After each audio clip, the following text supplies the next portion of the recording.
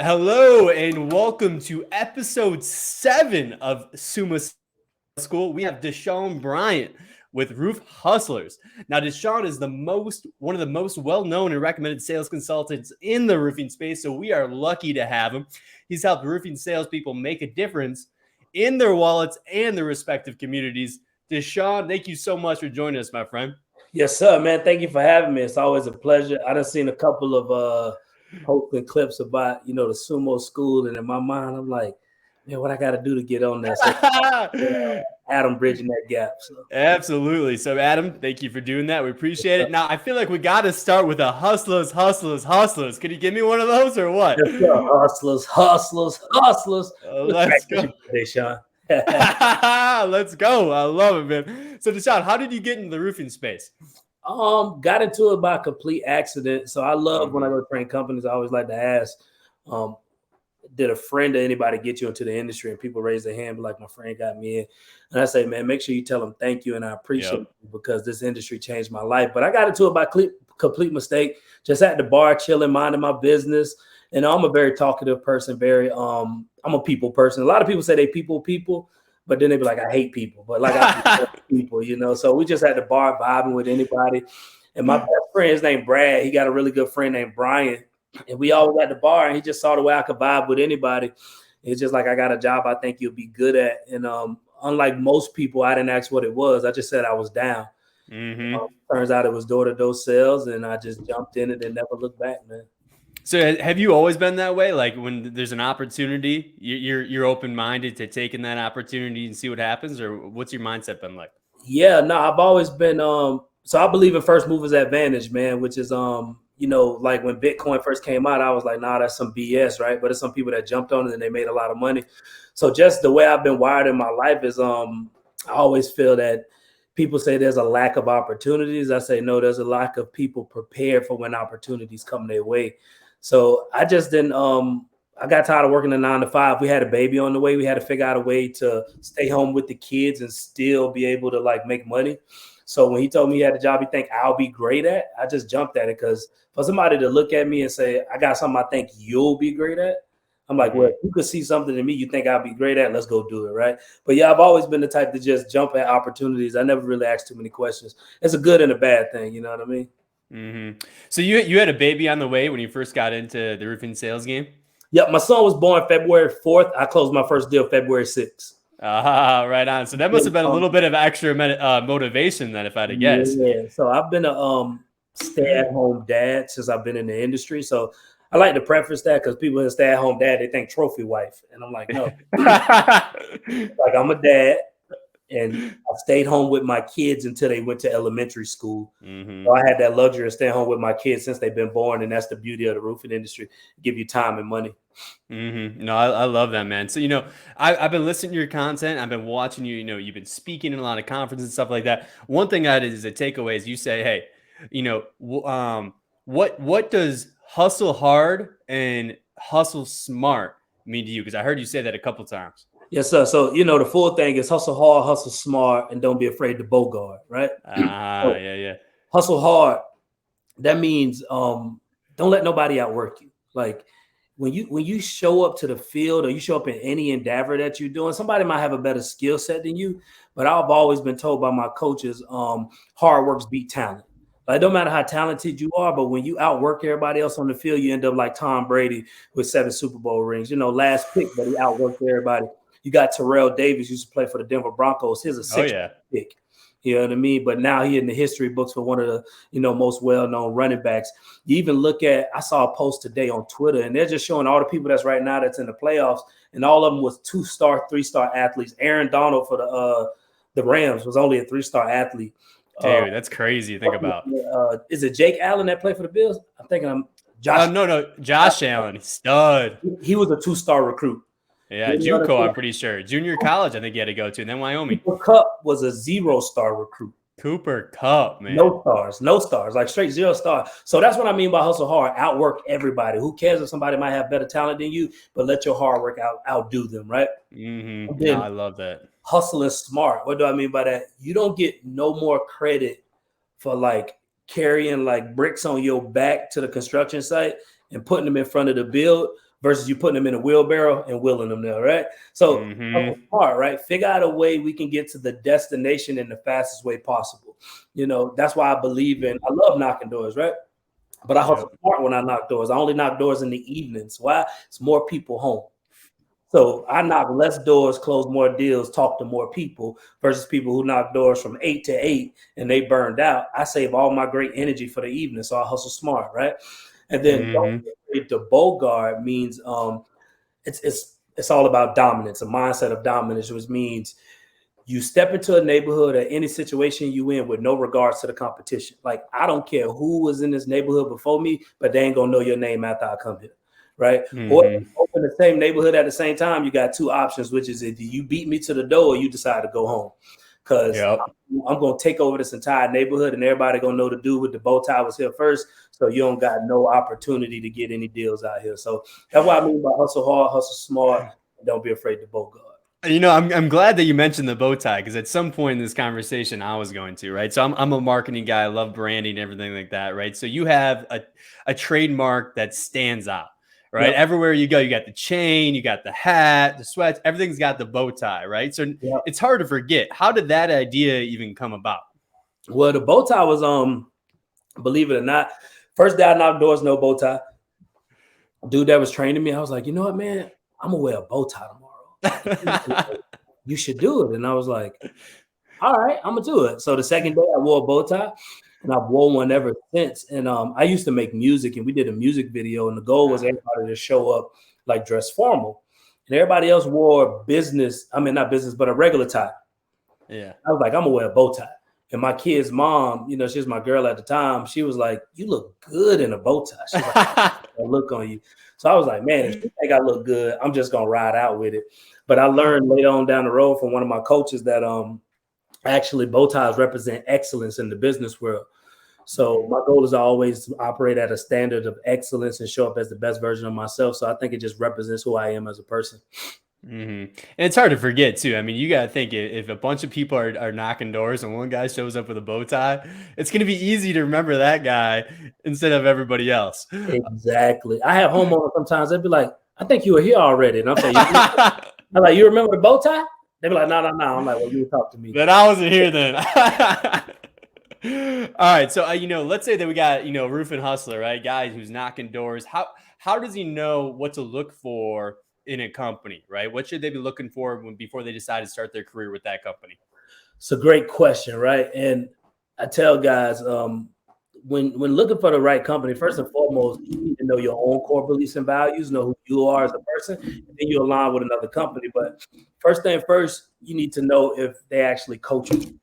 Do they develop their people? Or are they somebody that just say, go out there and figure it out? Or do they actually got a training process, structure, accountability, KPIs? Do they have all these things to measure your growth to help you become a better person, right? So do they got training and coaching to help you become a better salesman? Can they build as fast as you sell? Like, who cares if you sell a bunch of deals and then it takes 3-4 months to build the roof? I've seen companies that don't build on time and homeowners get frustrated and they go other places to get the jobs done. And then last but not least, do they pay, and do they pay on time? All right, because we already know, man, you been in the roofing industry marketing, we all done heard it. Oh man, they didn't pay me, they owe me. Oh yeah. They owe me $20,000-$30,000. So I think as a sales rep, it's just as important for you to vet a company just like they vetting you. So don't just go sign up with a company because they tell you, hey man, we give you a wrap truck and you get all of these things like that. You need to make sure they align with you. So make sure they coach and train, develop you as a human being. Make sure they could build as fast as you sell, and make sure they pay on time, and make sure they pay, period. Yeah, I've heard some horror stories about people not getting paid out. So definitely be careful with that. So is there certain, traits and skills that, a successful D2D, salesman tend to have or anything like that? So people kind of know if they're a good fit for this type of opportunity? I think natural skills, my personal opinion, the natural skills is the ability to converse, right? The ability to just meet a stranger and hold random conversations. That's a skill that is overlooked in our industry. So I think if you got the ability to just have conversations with people, that is a skill that can take you bar none. Because a lot of people, so I got a homie named Clint Crow. He worked with a company called Storm Roof Systems. He's the owner of that company, and I want to give him credit because I always love to give sources, right? Mm-hmm. But he the guy I got it from. He said we get paid what we get paid in the roofing industry because we deal with the two biggest fears in the world, which is public speaking and heights. Yep. So the ability to public speak and just talk to strangers is a great skill. Another skill is the ability to be conversationally disciplined, which is the ability to only talk about what you want to talk about. Mm-hmm. Most people, when they new in the roofing industry, they get caught up in rabbit holes. So a homeowner will bring up a little topic and they jump down the rabbit hole and they lose track of what they're saying, right? And another thing, I think a skill that a lot of people overlook is the ability to be submissive and obedient. Mm-hmm. Most guys come into the industry and they think they can do it better than what the owner or the trainer is telling them what to do. And then that lack of obedience and submissiveness allows them to actually miss out on the level of success that they should have. Because when I got into the industry, the guy that brought me in, he's like, "You're going to be my coach and trainer." And I was like, "Nah, no, I'm not." Right. And then eventually he started asking me to train people. And instead of fighting it, I was submissive. I was obedient. I showed up and I did it with a high level of enthusiasm, and I was glad to do it, right? Mm-hmm. And it led to me where I'm at now, which is now I got the ability to go coach and train other companies. But most salesmen, they selfish. They just want to make their money. And they're like, "I ain't finna train nobody unless I get paid to do it." And I trained for a while for free just because I was obedient and submissive. So I would say being obedient and submissive, two skills that will help you be successful in the roofing industry. The ability to just have conversations, and then the ability to be conversationally disciplined, which is only talk about what you want to talk about. Mm-hmm. Love it, man. You know, one thing that I heard you talk about in one of your videos was, you know, finding a profitable neighborhood, right? And maximizing that neighborhood. Could you break down that strategy and how salespeople can go about that? Yeah. So believe it or not, that's one of my biggest skill sets that I developed, was the ability to find neighborhoods, maximize them, and make a lot of money. So the roofing industry, we've been taught to chase storms. Storms hit, you go wherever the storms hit. Mm-hmm. I learned early in my career that it's not in your best interest to always chase storms. Sometimes you should chase age, right? Because if you in the proper neighborhood at the right age, usually they're gonna have some type of wind damage from maybe previous years, right?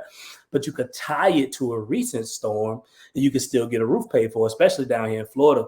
So how did that come about? My company used to put me in sucky neighborhoods, and I got tired of it. So I was like, just give me the map. I'll find my own neighborhoods. And I went home and I just started searching neighborhoods. So one thing that clicked with me, I was like, man, I want to look for neighborhoods built between the ages of 15 and 20 years old, right? First of all, it's an old roof. So the odds of it being repairable are very slim. So we can get unrepairability by the age of the roof, 15 to 20 years old. Second thing, by being a 15 to 20-year-old neighborhood, these people are thinking about getting their roof replaced. Like you pull up in a neighborhood, you do a roof inspection, they're like, "Oh man, I've been thinking about getting the roof replaced." And he's like, "Well, I may be able to help you save some money based off a free inspection." So I started finding neighborhoods that was between 15 and 20 years old.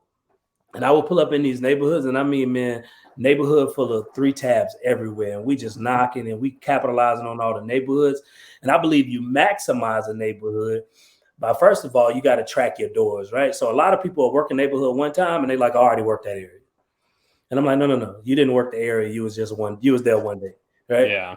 So how do you really maximize a neighborhood? You go out there and you knock on the doors, right? And then you write, "Not interested, wasn't home." But they got apps for that now. You got like Spotty. So track it, right? Put some notes down.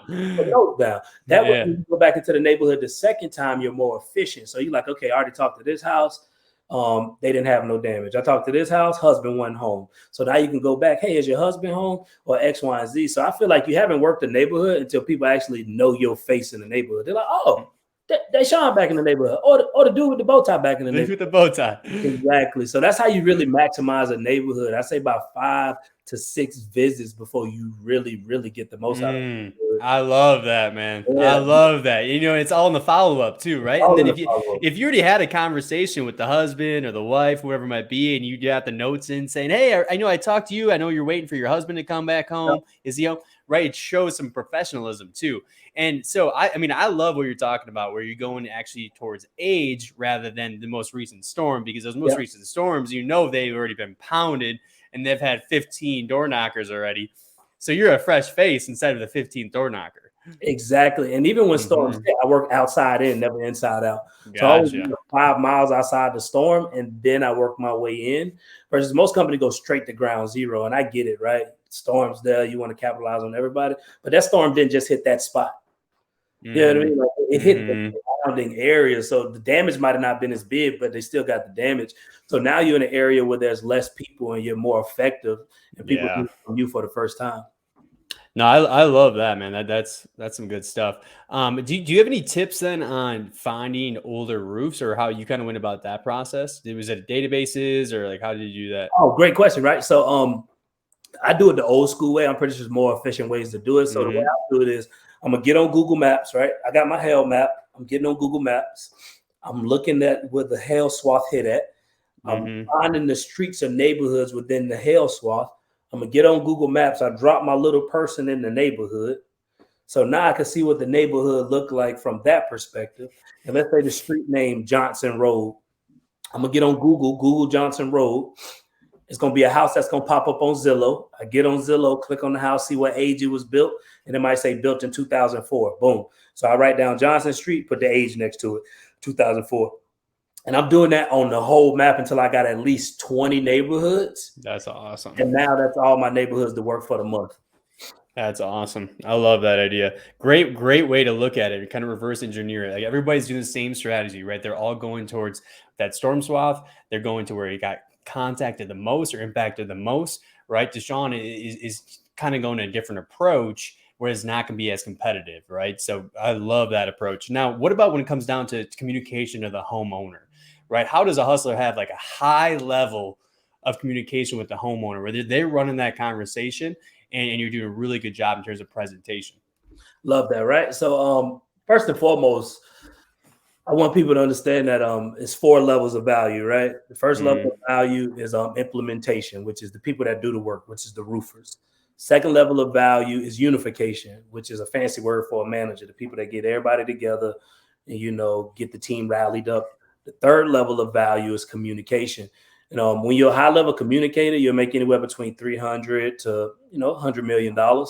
When you a high level unifier, you're probably making anywhere between $100,000 to $300,000. When you're a high level implementer, you're making anywhere between $30,000 to maybe like $150,000, depending on how good. And then the highest level of value is imagination. And those are the people that think of the ideas and put everybody else in place to execute the ideas, like Steve Jobs. And from there, you're making anywhere between $100 million to like $1 billion, right? And we as salespeople operate on the third level of value, which is communication. And what people fail to realize is communication isn't what you say, it's what people hear. So you have to be mindful of who you are as a communicator, first of all. So I got 4 types of homeowners, 4 types of salespeople that I teach, right? You got the owl, the bulldog, the lab, and the golden retriever. And I'm naturally a lab, which is a person that needs time to think, a person that typically consults with their spouse before they make decisions. I enjoy the big pictures. I'm not big into the details. And I like to make sure that I made the right decision. So if you can help me do those things, you know me, I'm an easy sell, right? So I know who I am as a communicator. So when I'm going to the door, one of the biggest issues that salespeople have is we hit everybody with the golden rule. What's the golden rule? Treat people the way you want to be treated. And that's such a selfish mindset, because everybody don't want to be treated how you like to be treated. So the platinum rule is treat people the way they want to be treated, right? So as a communicator, when you learn who you are, you got to study the personality types of other people, because the lab, the bulldog, the owl, and the golden retriever, they all like to receive information a little bit differently. So owls, they love details, right? Like I said, the lab, they love to know that they're making the right decision. They need to know that their spouse is involved. They need to know that like it's best for the family. Like they didn't make sure that everybody that they making this decision for is going to make sure everybody is safe and everybody taken care of. The golden retriever, they love to talk. Those people that are just super talkative, right? They love compliments. They love just small talk.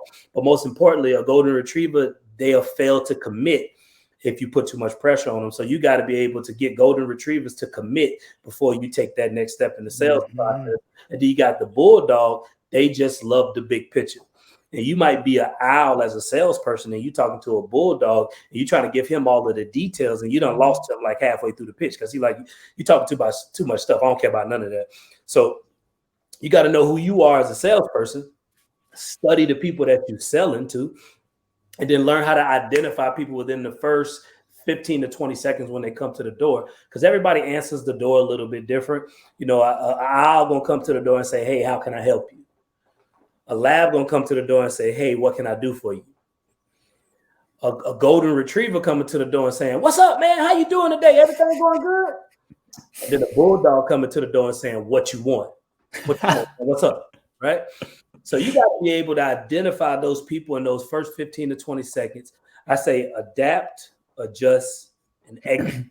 So you got to adapt who you are to that homeowner, adjust your pitch, and then execute the pitch at the highest level. So the best way to communicate, figure out who you are as a salesperson first, study the people that you're selling to, and learn how to adapt, adjust, and execute your pitch based on the person that you're talking to in that moment. I think that the hardest part and the most impressive part about what you just said is being able to identify who you're speaking to, right? Are you able to tell pretty quickly, you know, right when you knock the door? Does it take a little while in terms of that conversation where you're like, hey, this is a bulldog or this is a golden retriever, and now I know how to present what they care about? I can usually catch them as soon as they come to the door, man. Especially a bulldog, right? Bulldog. Bulldogs, golden retrievers, the easiest to identify. Golden retrievers come to the door with such great energy. You know, bulldogs straight to the point. It's the lab and the owl that'll get you. Yeah. But the owl, they usually gonna ask, how can I help you? How can I help you? That is the small part that you gotta grab onto, because they're not rude. So they're gonna let you say everything you need to say. And you can tell if you got a lab or an owl, because that owl is gonna listen to every little bit of things that you got to say, versus a lab like myself. If you start saying too much, I'm saying, so what's the point of you here? Like, what you talking about? Because a lab enjoys the big picture. Versus the owl loves every detail. So all the details, yeah. Somebody getting restless and they didn't come to the door with great energy or ask what you want, you're dealing with a lab. If they patient through your entire pitch, you're usually dealing with an owl. I think I'm a golden retriever. I think I'd be coming with that energy. Yeah. So what about, you know, disciplined instruction in the field? If you really think about it, you know, DDD salesperson and hustler, they're kind of an entrepreneur, right? I mean, there's not a lot of rules or hours you have to work, right? It really just comes down to the results. And then from there, it's kind of up to you. So disciplined instruction in the field, how can a hustler create that? Great question. The biggest issue with the storm restoration industry is owners and recruiters and leaders. They sell people on I got a job, you control your time, control your money, you be your own boss, right? All a salesperson here is, I only got to work 2 days a week, right? 3 days. That's all they is. Oh, I'll be my own boss. And what people fail to realize is they leave the 9-to-5 world, the working world. Then they come to door-to-door sales, which is ground level entrepreneurship. And their problem is they leave all of the discipline from the 9-to-5 world and come over here and get undisciplined. So I say you got to treat door-to-door sales like it's a job. Even though it's a vehicle, you treat it like it's a job. So what do I mean by that? At a regular job, you show up 9 to 5 every day. Door-to-door sales, people are like, I don't feel like working today. I don't want to work. Oh, I'm feeling kind of sad today. I'm going to go home. You can never go to a regular job and say, hey, man, I'm feeling sad today. I think I want to just go home. No, you got to work your whole shift. But first and foremost, you got to treat it like a job. So get disciplined with your schedule. So if you're going to work 3 to 8, 5 to 8, 4 to 8 every day, that's non-negotiable. We don't waver on that, right? Period. So, and then you structure your day. So in the mornings, you got to have your morning task, whatever that may be, following up with insurance companies, getting your paperwork intact, reading your books, listening to your podcast, doing whatever you do, right? The middle time of the day, maybe you do your follow-ups. You do whatever it is you need to do. But then at the end of the day, that's MGA, right? Money generating activities. So it's 3 types of days that you got to have in your business. One day is cleanup day, where you're doing all your follow-ups, keeping your book of business intact. Second day is MGA days, money generating activities, which means we spend that day generating new business. And then the third day is a day where you don't think about roofing at all. For me, that's Sunday. That's when I spend time with my kids and do my thing. And then sales guys got to make sure that they focus more on future-based activities versus present-based activities. So what do I mean by that? Sales guys get ecstatic going to sign a contract, going to pick up a check, going to an adjuster appointment, doing all of those things. And they're like, oh, man, I'm killing the game. But those are all present-based activities. Mm-hmm. They're done. You don't get another adjuster appointment unless you close another deal. Mm-hmm. So the future-based activity is constantly knocking doors, constantly generating new business. So you get discipline, right? So keep that pipeline full. Got to keep it full, right? Keep that full, man. You can't get complacent with your success. Mm-hmm. The biggest threat to success is boredom. Mm-hmm. Mm-hmm. Doing the same thing every day. You know, money generating activities, MGA, I love that too, because you got to think, you know, it's really easy when you're in sales to just be crushing it. And like you said, have that high energy because you got the endorphins of all the success you're having. You're picking up checks. But then all of a sudden you look back and you're like, man, I don't have that many opportunities left. Yep. Right. So keep generating. Generating, baby. Because once you get the pipeline, it becomes passive. So oh yeah. So what about so sales is in my mind the most difficult career to keep your mind right. I did outside sales, I did inside sales, I was smiling and dialing, right? And it is easy to get in a slump and just mentally just not be feeling it. Like you said, it's just like I'm feeling sad today, or man, I'm just not feeling calling people today, I'm not feeling like knocking today. How does a hustler keep their mindset in a good place to keep on going? Man, I love that, right? Because I'm a firm believer, once you get your mind right, you can get your grind right. And people love to try to get their grind right before they get their mind right. Mm-hmm. So, you know, one of the first things you can do to get your mind right, first and foremost, you got to be able to self-assess, self-awareness, right? Yep. The inability to self-assess, so many people struggle with that, right? So you got to be able to mentally check yourself, like check your triggers. Like know if after a couple of doors you get in a slump, maybe you need to step back and regroup, right? Yep. Know your why. Like, why do you do this? Like I do this for my kids, and make sure the generations after me got the best chance of success, period. So I keep my kids on my dashboard. So anytime I pull up in the neighborhood and I don't want to knock doors, you know, they're looking at me. I keep my kids on the necklace that I wear every day. I got their names on the watch with me everywhere I go. So self-assess, check your triggers, right? Know your why, know why you're doing this, and understand that disruption always follows intention. What do I mean by that? The God I believe in, the way he designed this universe, is anytime you set out to do something at a very high level, it's always some messed up stuff that's going to happen. Right. So for example, for 2021, my goal was to make over $300,000. Right. We accomplished the goal, but in February, me and my kids, the mom, we went through a separation, and we were together for 15 years. Right. So I did some stupid stuff. We separated, and it's so easy to just sit in the dumps, cry, complain. Your world is over. You know, I went from coming home to a family every day to coming home to, you know, nobody. Right. I went from, you know, having a complete unit to co-parenting. So I did all that. I trained 30 companies last year in the midst of a separation. And that's because mentally you got to choose your focus. And where your focus goes, your energy flows. So you can focus on all the bad things that's happening to you throughout the day and throughout the year, or you can focus on all the great things that's happening to you, right? So I choose to channel my focus in the right direction, no matter how messed up a day is. I got one practice that I do daily. And at the end of every day, I ask myself, what was the best part of your day? And it forces me to think of all the good things that happened today versus people that say, oh, man, today was a long day. Today was a hard day. I hate when people say that. Today is a long day. Every day is 24 hours. There's no such thing as a long day. Yeah, like it's really no such thing. So I'll even tell myself there's no such thing as a bad day. There's such thing as bad moments. Yeah. You know what I mean? When I get no's from a homeowner, I say, cool, I just didn't meet the people that want it today. There's somebody out there that want my help. I need to find them. So, and then last thing to keep your mind right is make sure you spend more time talking to yourself than listening to yourself. And if you listen to yourself, you'll believe in the story that you say. So why not tell yourself a bunch of lies even if they're not the truth, you'll believe them anyways. You believe the other stuff. So Yeah. tell yourself good lies. And I love to just talk myself up when I'm knocking doors that like somebody waiting on me. I just got to find them. Somebody want my help. This next door, this going to be the next one. Oh man, da, da, da, da, da. And just make sure you keep God in the grind with you, man. I pray every day before I knock doors because I'm a firm believer. If you keep him with you, you'll succeed at an even higher level if you try to act like, you know, you big and bad by yourself. Mm-hmm. And I appreciate you sharing that story as well. So, you know, because it's usually, you know, things that are going on outside of work, you know, personal issues that are going on and struggles that can weigh you down.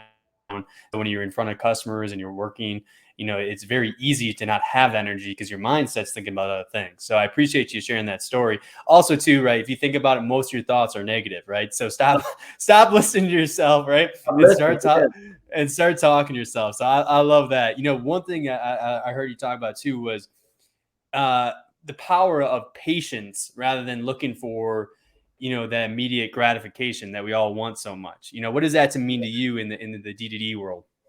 Man, I'm glad you said that. So I got a YouTube video on the power of waiting for anybody watching. Mm-hmm. A great one to go look at. So I'm gonna tackle it from a different perspective, right? It's a guy that I work with. His name Richard. He a new guy. He may be like a year into the industry, right?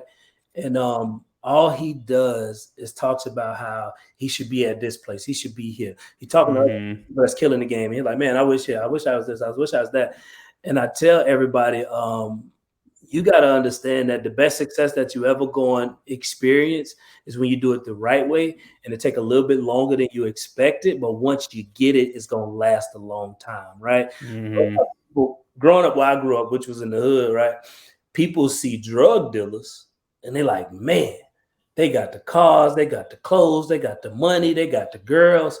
But what people don't understand is drug dealer success is what I like to call microwave success. It looked good on the outside, but it ain't hot on the inside. Like there's no longevity within that. As soon as you cut that open, it's cold, right? And it don't last long because when you're a drug dealer, you end up in two places: you dead or in jail, right? But it looked good on the outside, though. Then you got somebody that you know took the corporate route, right? And you're like, man, that's lame. That took forever, right? But once they get to that place, it's longevity. Why? Because they did it the right way. And I'm a firm believer that you always get what you're supposed to get in your life at the right time, because if you get it sooner, you'll probably lose it. You'll probably blow it, right? You'll probably blow all the money. So, you know, when I started Roof Hustlers, I wanted to get on the road the next year. I'm like, I'm ready to go on the road and train right now, right? And then it took me a solid 3 years, which was 2020. I started in 2017. 2020 was when I got on the road and I actually started training. And I believe that happened because I wasn't ready for it to happen when I first started it. 10 companies to 30 companies in 2021. And that's because I fell in love with the process and not the results. And who you become is way more powerful than what you get from a process. Agreed. And that say, we change the world not by what we say or what we do, but by a consequence of who we become. So the immediate gratification don't allow you to develop as a human being at the level that you should, but the delayed gratification allows you to appreciate things at a higher level. So when you do get the success, when you do get the money, when you do get to that place, you appreciate it more because of what you went through to get there. So it's a journey, man. Hey, I love that. I love that. So Dashaun, I got one more question for you, but before we dive into that last question, you know, let's say that people want to learn more about, you know, your training program and get involved with you to kind of level up this year. You know, tell us a little bit about your program and how they can get in touch with you. Yeah. So, I'm very strategic, right? I don't put no prices online, right? Because one thing, you know, somebody will see the price and they just be like, no, that's out of my price range. Right? But when I talk to them on the phone and they hit a value, most people are like, all right, how I pay you. So one thing that I do when I come out is, man, we help shift your whole sales team mindset perspective. We help them get their mind right so they can get their grind right, right? I come out Thursday, I run the Thursday meeting, whole shift in mindset. 12 to 14 key points, what I call the epitome of a hustler, right? I bring my materials to every sales rep. So once I leave, they still have practical stuff where they can keep growing, keep learning, keep doing the repetition. I do 2.5 hours of office training Thursday, Friday, and Saturday. And we knock doors every day while I'm there. Because one thing that I do that most coaches and trainers in our industry don't do is I physically go in the field with the team and show them how it's done. And I let the That's team gold. Exactly, right? And then I let the team pitch and I coach and correct them and I help them improve their game. Because it's one thing to hear this stuff online and it sound good. It's another thing to see me do it in person and you're like, oh man, it actually worked, right? So, and then I do one-on-ones with all the sales guys. A lot of people don't get that intimate with coaching teams. They just like to come in there and just, like I said, do an office training. I like to sit down with every guy individually and help them overcome their own mental roadblocks, their own mental barriers. And Nick, you'll be surprised some of the stuff I hear in one-on-ones, man. Like, I bet. Yeah, people dealing with issues, man. People are really damaged, and they sales manager saying, "Why you ain't closing 5 deals this week?" It's like because this dude and his wife they fighting at home, bro. You know, nobody cares enough to ask him how his home life doing. They just ask him why he ain't knocking enough doors. So we get really deep in those one-on-ones, and we come out and train from Thursday to Sunday, and we can help your team go from average to good, from good to great. Always keeping food on their plate and improving your numbers as a company as well. And the biggest thing is stuff like this isn't an expense. This is a much needed investment in your company and your people. If you want to retain your people, if you want to make sure they're performing at a high levels, you got to invest in them. So it's a no-brainer. So make sure you're hitting up Dashaun. And most people make their money back the same weekend. Yeah. Yeah. He's been knocking doors with the guys anyways, right? So they'll be closing those. Yeah, exactly. All right. Well, hey, to close out. So how can hustlers knock less doors while closing more deals, making more money, and having more time? I love it, right? So, that's one of my things, right? And believe it or not, Nick, one time I had a dude message me on, I think it's YouTube or Facebook or something. He's like, why would you promote knocking less doors? Why would you even say something like that? And, I don't never entertain ignorance. So I don't never respond back. But I like let people know, what do I mean by knock less doors, make more money, close more deals, have more time with your family, right? I only knock from 4 to 8, right? So we live in a 9 to 5 world. Most people get off between 3 and 5 o'clock. So if you knocking from 3 to 8, naturally you gonna knock less doors, right? You might only have to knock 30 to 40 doors, but you're talking to 15 to 20 people, right? Because I tell everybody, it's never about how long you're in the field. It's about how effective you are when you out there. People like to challenge me. I say, well, I only work from 3 to 8, 3 to 7, 4 hours a day. That was my thing. 4 hours a day, 6 days a week. So I only work 4 hours a day, but I sold $1 million plus my first 4 years into the industry. So they can't really challenge me because I'm like, this is something I do. It's not a theory. Right. So we knocking less doors because we knocking in the evenings, but we talking to more people. So since we talking to more people, we got an opportunity to close more deals. So if I talk to 15 people, I'll get at least 5 inspections. And now if we got 5 inspections and they got damage, let's say 5 got damage, I'll close at least 3 of those deals. So that puts you in a position to knock at least 30 to 40 doors a day, talk to 15 to 20 people a day, put yourself in a position to do 5 to 7 inspections a day. And out of 5 to 7 inspections a day, if you're closing 4 deals a day, you times that by 5, that puts you in a place to close anywhere between 10 to 15 deals a week. And it's only come from working 4 hours a day versus going out there working 8, 9, 10 hours a day. And since you're only working those 4 hours a day, you got another 6 to 8 hours of your day that you could spend time hanging with your family, activities, whatever it may be. But that's how you knock less doors, close more deals, and make more money and have more time to spend with your family. And I'm telling you that from a guy that I took my kids to all their dentist appointments, all their doctor's appointments. I take them to school every day. I pick them up from school. I go to school field trips. I do Great American Teaching when the people come to the school and teach and do all of these things. And it's because I figure out how to knock less doors and make more money, and doing it in a very efficient and effective way. Dashaun, man, hey, thank you so much for joining me today. You guys, you got to hit him up. Dashaun Bryant with Roof Hustlers. If you're looking to invest in your sales team, or if you're a salesperson, right, you're looking to get better, make sure you're hitting this guy up. It's a no-brainer. Yeah, man, I appreciate you having me on. And I just want to let everybody know that's watching, man, dominate the year. You can't dominate the year unless you start with January. And I know some of y'all froze, so maybe it's March for you, whatever it may be. But don't let burnout be the reason that you don't achieve your dreams this year, man. Keep your why in front of you and stay focused, stay dangerous, keep hustling. Love it. Thank you. Much See you, love. everybody.